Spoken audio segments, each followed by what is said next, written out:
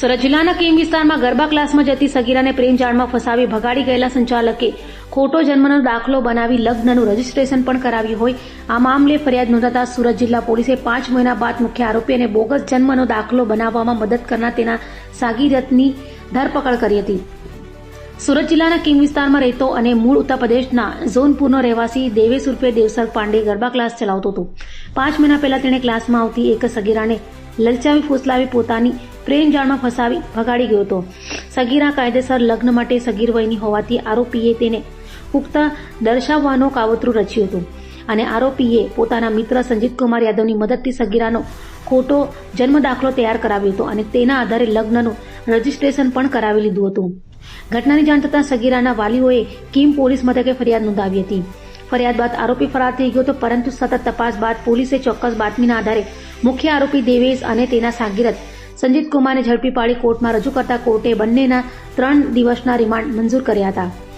આ સમગ્ર ઘટનાને ગંભીરતાથી લઈ સુરત જિલ્લા પોલીસે વાલીઓને ખાસ અપીલ કરી છે કે તેઓ બાળકોને ગરબા ક્લાસ, જીમ કે અન્ય તાલીમ કેન્દ્રોમાં મોકલતા પહેલા સંચાલકોનું બેકગ્રાઉન્ડ અને વિશ્વનીયતા અંગે ખાતરી કરે। સાથે જ યુવતીઓને પણ સાવચેત રહેવા અને કોઈપણ શંકાસ્પદ પ્રવૃત્તિ અંગે પરિવારને જાણ કરવાની સલાહ આપી હતી। સુરત ગ્રામ્ય જિલ્લાના કીમ પોલીસ સ્ટેશન ખાતે આજથી 5 મહિના પહેલાં એક ગુનો રજીસ્ટર કરવામાં આવેલો।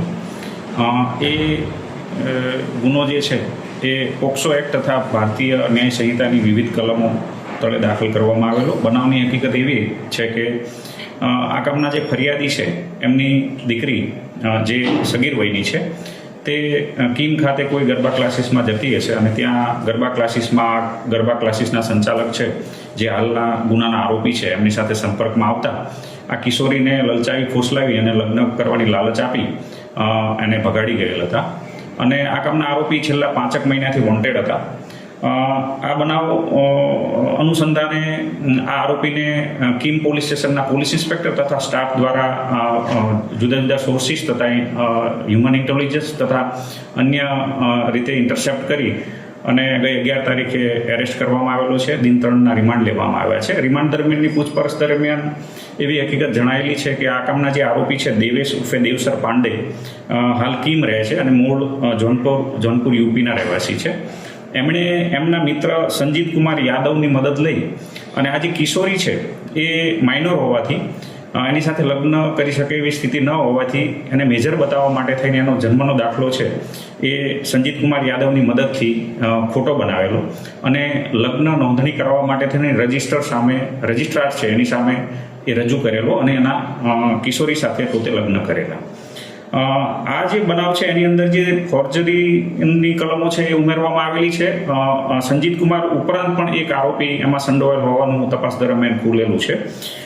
અન્ય કોણ આ ગુનામાં સંડોવાયેલું છે, આ ફોર્જરી ક્યાં કરવામાં આવેલી છે, અન્ય કોઈ પણ પ્રકારના બીજા ગુના આચરેલ છે કે કેમ એ દિશામાં હાલ પોલીસ રિમાન્ડ તળેના જે બંને આરોપીઓ છે દેવેશ અને સંજીત કુમાર બંનેની વિગતવારની પૂછપરછ ચાલુ છે।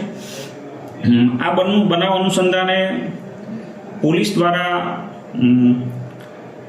એવી અપીલ કરવામાં આવે છે કે જે વાલીઓ છે અથવા માતા પિતા છે પોતાના દીકરા છે, યુવતી છે, કિશોરીઓ છે એમને ગરબા ક્લાસીસની અંદર મોકલે છે અથવા જીમમાં મોકલે છે તો ખરેખર આવા બનાવની અંદર વાલીઓ છે અથવા માતા પિતાએ વેરીફાઈ કરવું જોઈએ કે ત્યાં જીમ સંચાલક છે કે ક્લાસ સંચાલક છે એનું એન્ટિસિડન્ટ શું છે, એની ફેમિલી હિસ્ટ્રી શું છે, એનું કેરેક્ટર હિસ્ટ્રી શું છે એ તમામ તપાસ કરી અને વેરીફાઈ કરી અને એ ક્લાસીસમાં એમને જવા માટે આગ્રહ કરવો જોઈએ। એ ઉપરાંત